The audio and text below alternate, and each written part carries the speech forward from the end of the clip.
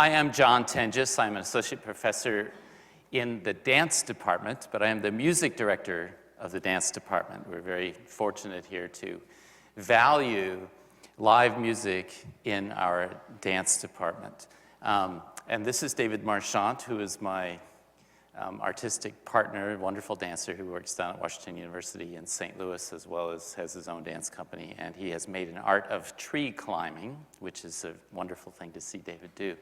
And I do want to mention our co-collaborator, Ben Smith, who is getting his doctorate in music at this point. And Ben has been very important to our trio. And our mission really is to create music instruments that require dance in order to make the music. So what we're trying to do is really marry dance and music as not two separate arts, but as the same, very same art. Because I'm very concerned with the separation between music and dance and how in our society that's become somewhat of a separation that through the wonderful world of computer technology, we're now able to integrate those two arts in a very forward-thinking kind of way. So our first collaboration was a work that took several years to develop, but it was called Leonardo's Chimes. And we are going to show you just a little video clip of a performance of that. We premiered the work here in its first fully functioning form at the Krannert Center in 2007, I believe. But this is a performance from the Ingenuity Festival in Cleveland. Just a few excerpts.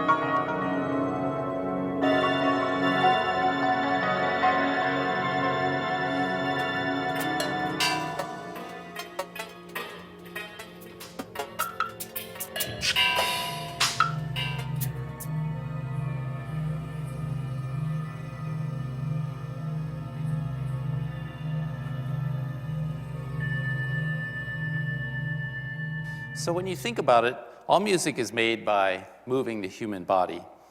Making music shares a lot in common with dance, of course, because both of these arts require precise motions with great rhythmic accuracy. But when you're traditionally playing music, that rhythmic accuracy is embodied in a very small part of your body, perhaps your fingers if you're a keyboardist, or maybe a little larger if you're a drummer, but very fine motor movements that are restricted to a very small area.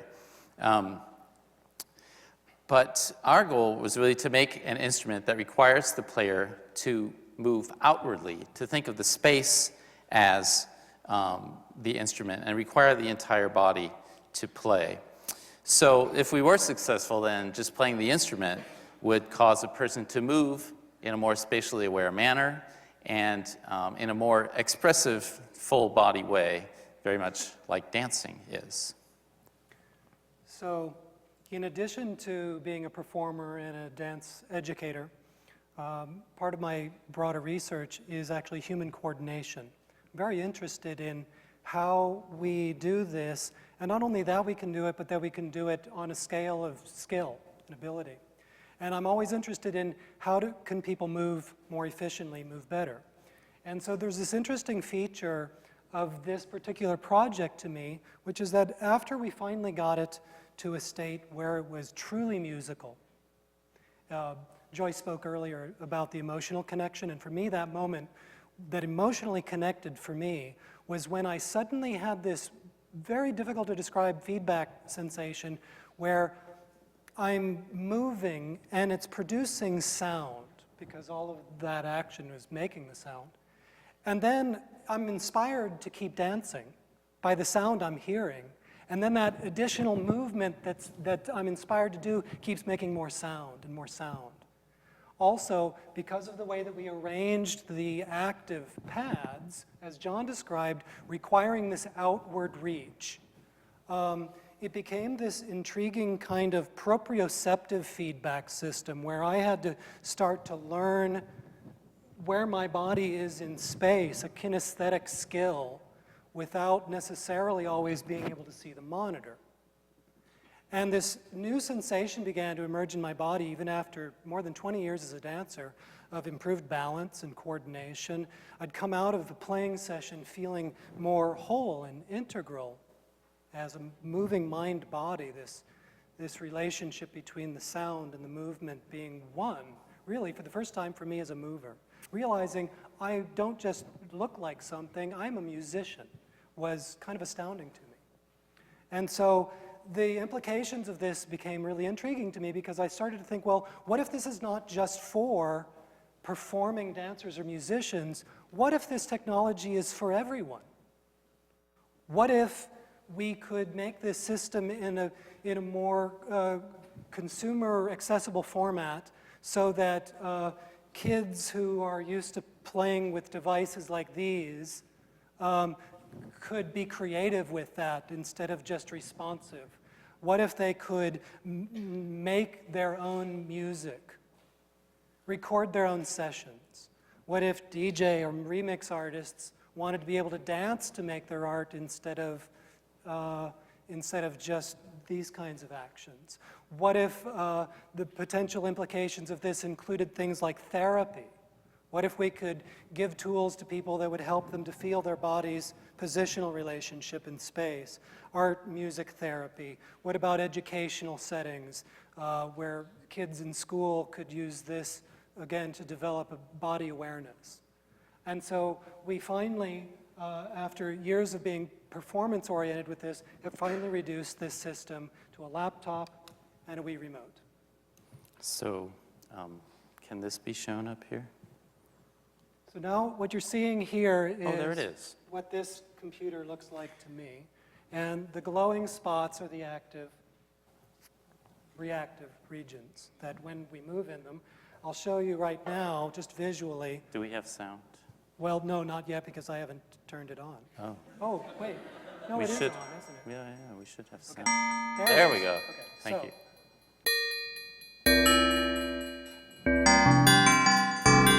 Yeah, if I don't move, no sound.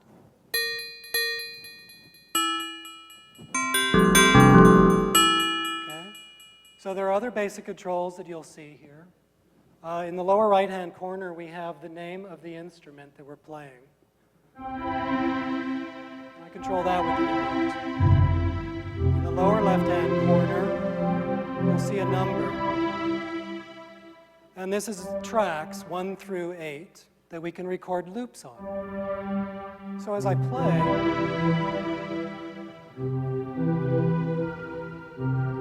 I can play live.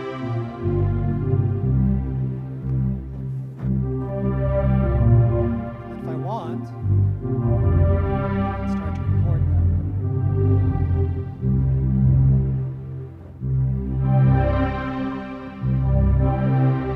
When I release it, it traps that loop.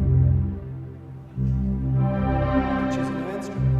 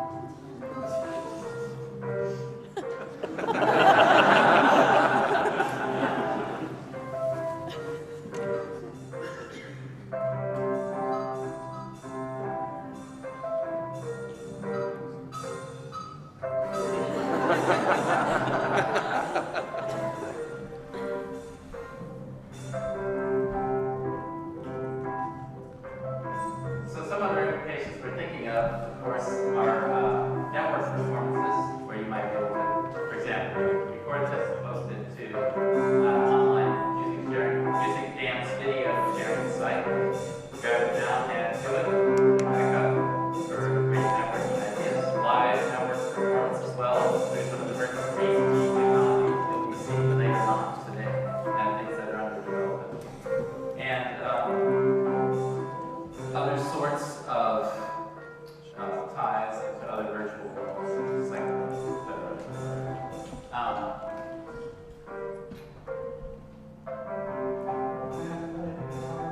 okay, and Christian asked us not to talk a lot, but just to perform for you, so we're going to just let them do it. No, please take your time. Never really been able to play guitar before, so it's all